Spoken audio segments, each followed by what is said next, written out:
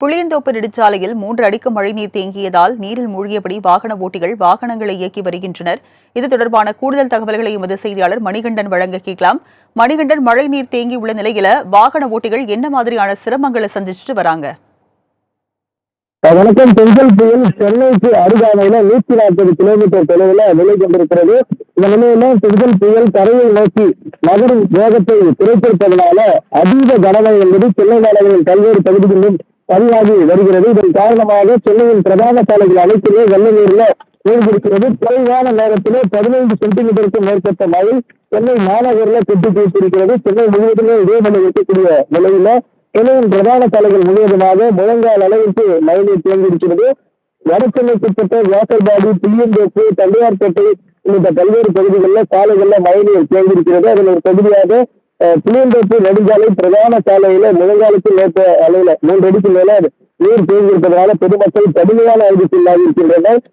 பள்ளி கல்லூரிகளுக்கு விடுமுறை எடுக்கப்பட்டிருக்கும் நிலையில அலுவலகங்களுக்கு விடுமுறை எடுக்கப்படாததுனால வாகனங்கள் நீரில் நீந்து நிறுத்தபடியும், அதே போல பேருந்துகள்ல செல்லக்கூடிய பொதுமக்கள் நீர்ல மூழ்கியபடியும் குடையை பிடித்தவாறு அந்த சாலையை கடக்கக்கூடிய காட்சிகளை பார்க்க முடிகிறது. பல்வேறு வாகனங்கள் மழைநீர்ல மூழ்கியதால பழுதடைந்து அதை தள்ளி வரக்கூடிய பொதுமக்களையும் நம்மளால பார்க்க முடியுது. இதே நிலைதான் சென்னை மாநகர் முழுவதும் இருக்கக்கூடிய சாலைகள்ல இருக்கிறது. சென்னை மாநகர் முழுவதுமாக மழை அதிகமாக தொடர்ந்து பெய்து வருவதால கிட்டத்தட்ட 1.5 மணி நேரமாக மழை நிற்காத சூழல்ல மாநகர் பிரதான சாலைகள் தொடங்கி சிறிய சிறிய தெருக்கள் வரை அனைத்துமே வெள்ள நீர்ல மூழ்கி இருக்கிறது.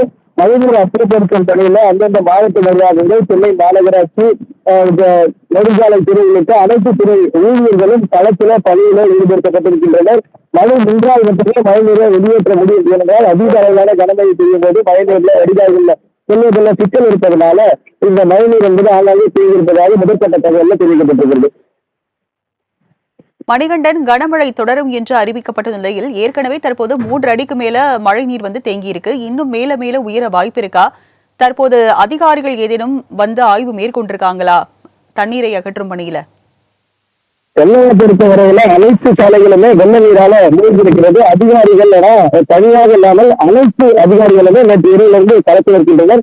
சென்னை மாநகராட்சியை பொறுத்தவரையில 20,000க்கும் மேற்பட்ட ஊழியர்கள் பணியில் இருக்க அறிவிக்கப்பட்டிருக்கிறது. அது மட்டுமல்லாமல் மாநகர காவல்துறையினர் ஆங்காங்கே சாலைகள்ல மழைநீர் தேங்கியிருக்கக்கூடிய இடங்கள்ல போக்குவரத்து சரி செய்யும் பணிகளையும் ஈடுபடுத்தப்பட்டிருக்கின்றனர்.